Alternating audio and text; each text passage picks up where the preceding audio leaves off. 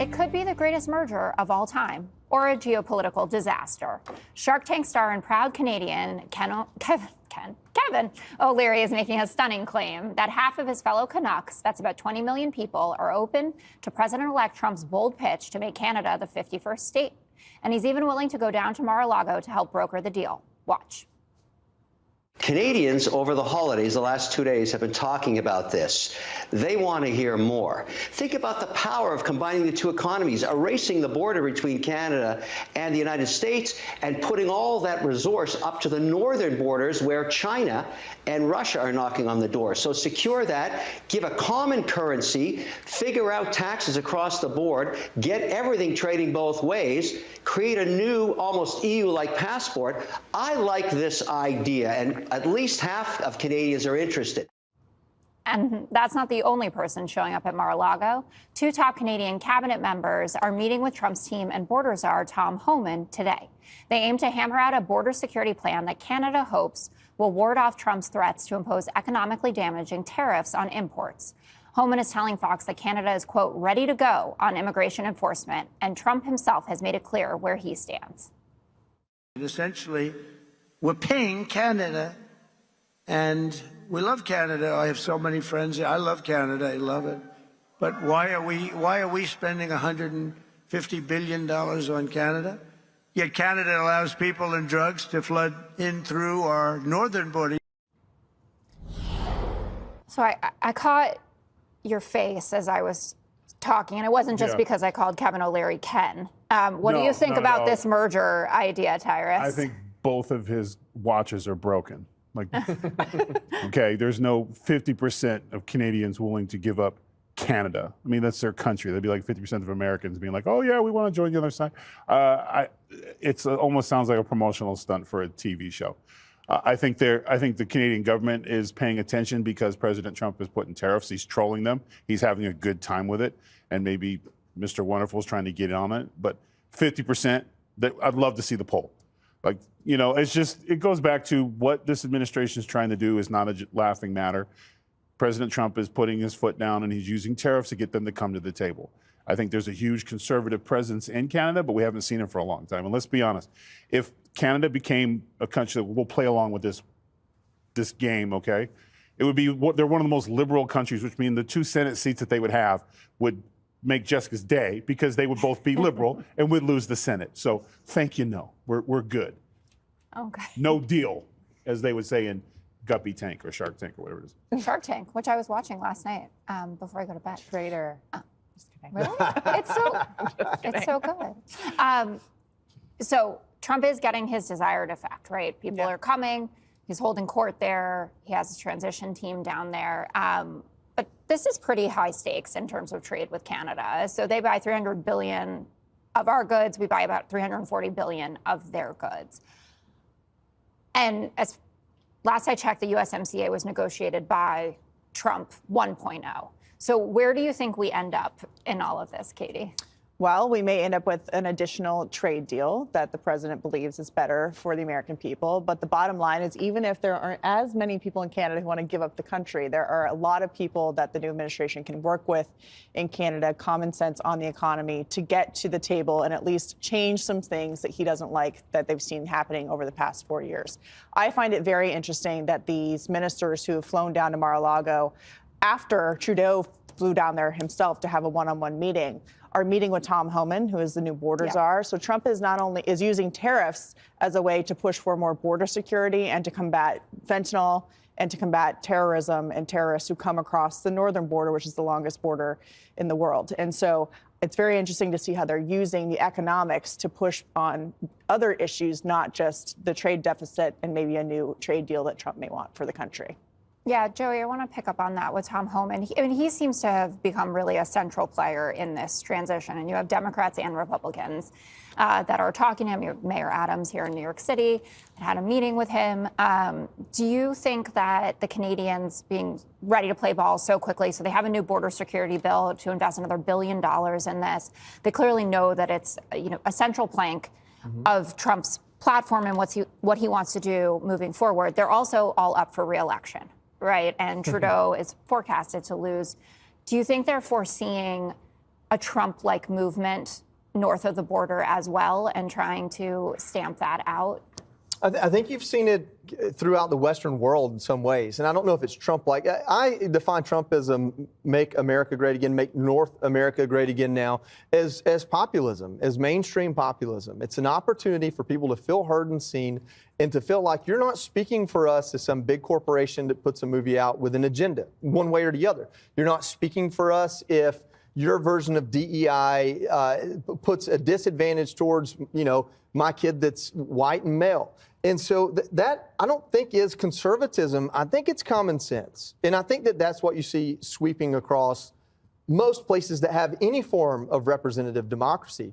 But when it comes to Canada specifically, when you look at the list of things that we import at high levels, kind of towards the top of the list is oil and gas. You can go all the way back, the Keystone Pipeline, I believe, was Canadian oil and gas. Mm-hmm. So if President Trump is going to drill, baby, drill in Alaska, and he's going to keep our energy cheap and make us energy independent again, he can't tariff oil and gas and get that accomplished probably, or at least not immediately. So if he does this, and the other one is vehicles, and he's spoken to and a lot about Detroit and the vehicles that are made in this country and in Mexico and in other places. So I would predict that if tariffs were the way, chances are some of these things are carved out anyway. But I mean, the truth is he doesn't want an econ war. He doesn't want a trade war. He wants a secure border. He wants to fulfill his main promise, which is to keep bad things and bad people out of our country as much as possible. And I don't understand how Canada can't be a partner in that. So I don't know why it would have to get to the point of tariffs to begin with. But that is where he started with all of this. Yeah. Right? With the 25%. Yes, and that was the point, to have an economic impact quickly that is obviously beneficial to Americans. And I agree with Tyrus. I don't think that there are 50% of Canadians who are like, we don't want any national independence at all. We don't want our own identity. We just want to be like the cold, forgotten part of America where people maybe go see Vancouver once every 5 years. I don't think they're dying for that either, but I do have faith that these Canadian conservatives do want a better way of life. Canada has some really manly men, and they are forgotten because they're represented by Justine Trudeau, who wanted to give Americans a lecture that, we failed because we didn't elect Kamala and we didn't elect Hillary. Well, that's because American voters rationally looked at these two candidates and said, maybe they don't represent my personal interests. And they look at Donald Trump and they go, I like some of the things he has to say. I'm going to give him a shot once again. But the difference is there are a lot of Americans who want their politicians to work with Donald Trump, not just work against him. And I think that might be how a lot of Canadians feel. But they also want the agreement to benefit their lives economically and in every other way possible. If that means that it's easier to travel between the United States and Canada, that's fantastic. I do think this president wants a secure border. I think that he's trolling. He doesn't want a 51st state, because if you want a secure border, the first thing you do is not dissolve it. So I think people are taking some of his jokes too literally. Right. How did we say it in the first term? Like, never take him literally. Seriously, but not literally. Seriously, but not literally. Yes. The 47th president of the United States of America. I also would fit in that description. Congressman Mike Lawler, who is also on the Foreign Affairs and Financial Services Committees. Congressman, thank you for joining us this afternoon. I want to get to this headline here. You've got yesterday, or these meetings today, and then last month you've got Prime Minister Justin Trudeau coming down to Mar-a-Lago. Do you think we'd see this type of engagement if it weren't for the threat of tariffs? No, I don't, frankly. I think obviously tariffs can be an effective tool in forcing folks to the negotiating table. I think President Trump used them effectively in his first term. And obviously you saw how quickly both Mexico and Canada responded just over a month ago. The fact is that they need to work with us when it comes to securing our border.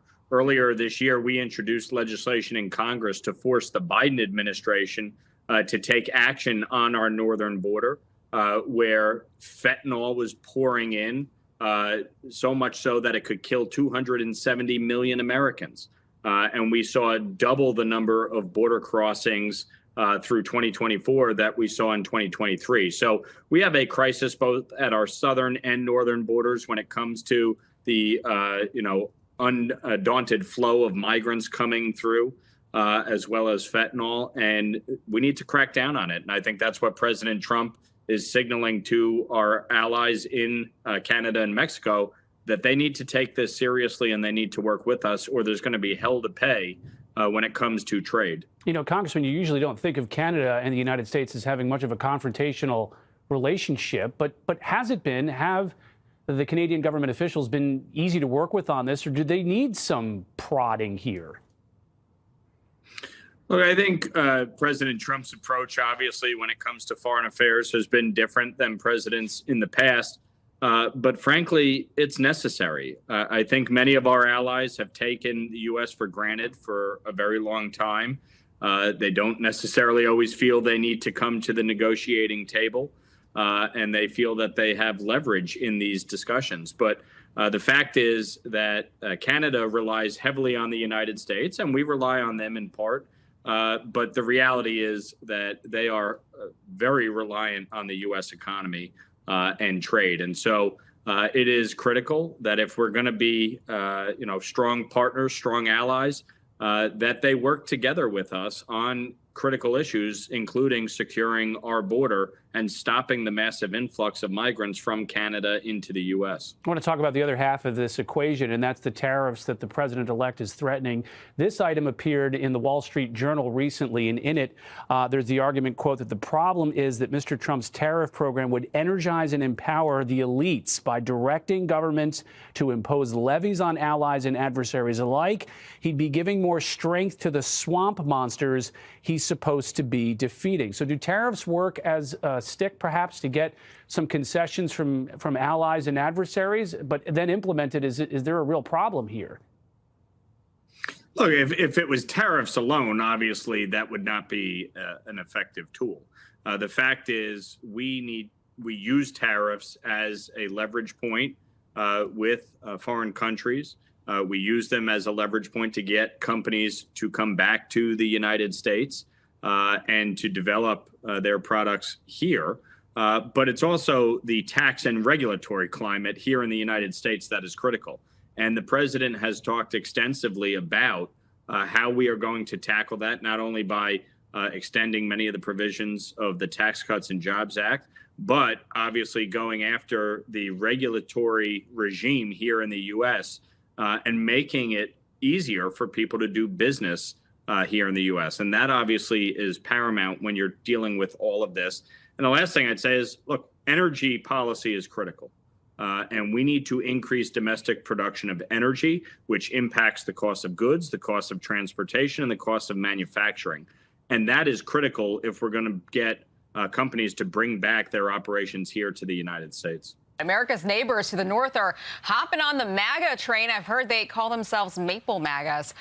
Some Canadians jumping at President-elect Trump's offer of huge tax cuts if they become the 51st state. We shall see. Kevin O'Leary, chairman of O'Leary Ventures, Mr. Wonderful, joins us now. Kevin, you are a man from the north. This is your native land. What are you hearing? Is this for real? What are you hearing from people up there? More than half of Canadians, there's 41 million of them, want to know more, want to understand what the proposal really is, because the concept of an economic union has been bandied around for 40 years. And it makes sense because the resources Canada have, the U.S. needs, particularly power and water. But there's something else. You know, we've been talking about the border between Canada and the United States. That's not the problem.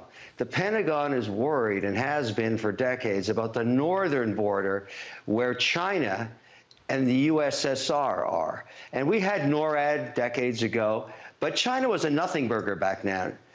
Now they're a serious problem. And I think in this kernel of an idea, and yes, maybe it was a joke to start, there is something great here to be done, because if you figured out a way to put these two countries together, it would be the most powerful country on earth, the most powerful military on earth, the most powerful in resources.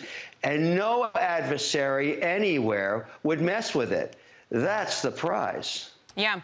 Let's start with this idea that this is just the beginning of negotiations. People are talking about it. I want to just throw up a survey. They actually polled Canadians about this already.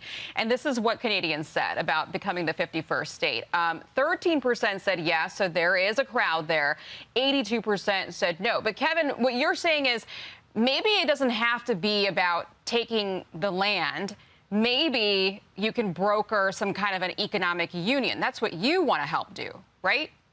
Yeah, that poll is irrelevant. The opportunity is combining strengths. You don't have to sell the country. You don't have to even merge it. But you can create a union where you put together the things that matter: a common currency, a common passport, free-flowing trade across the border, particularly in energy. And think about what that means. Right now, the U.S. grid is tapped out. You can't find a gigawatt of electrical power. There's unlimited power in Canada. And even Eric Schmidt said that at Google because they're concerned about building data centers. All of these opportunities exist. Now, unfortunately for Trump, these ministers are going down to talk to him, Mar-a-Lago, are going to get wiped out in 90 days in a national election. Trudeau is immensely unpopular, and Canadians cannot wait to get rid of him. So this may have to wait from an official standpoint, but many Canadians are interested in understanding more about how we could push this idea forward, and I'm one of them. I think this is a great idea, and I think the potential is massive, and the opportunity is huge. And I think at the end of the day, Canadians and Americans, their DNA is the same in terms of what they believe in: freedom. They fought in multiple wars together. I say let's make this happen one way or another and end up the strongest entity on earth. I'm worried about China. I really am. I think we're in the beginning of a long economic war. And if we're stronger and protecting the northern border and really making it hell for them around the world with our philosophy of freedom and commerce and strength, that's a good thing. Are you going down to Mar-a-Lago? I'd love to go down to Mar-a-Lago. You know, I'm obviously interested in it because I do business on both sides of the border. And I'm going to the inauguration. I'm excited about it. I have a lot of projects in both countries. I work with senators and governors, and I walk the aisles of the Hill all the time, as I do in Ottawa. You can't do business anymore unless you're working with leadership in both countries. So I'm a big advocate of figuring out how to get this thing together. Well, if you can get it together, Kevin, please give us the scoop. We want to break it with you right here. Look, I'm a very rational guy. I could make this happen with nobody be unhappy about it. I bet you could. Big ideas, but exciting times. Hey, Sean Hannity here. Hey, click here to subscribe to Fox News YouTube page and catch our hottest interviews and most compelling analysis. You will not get it anywhere else.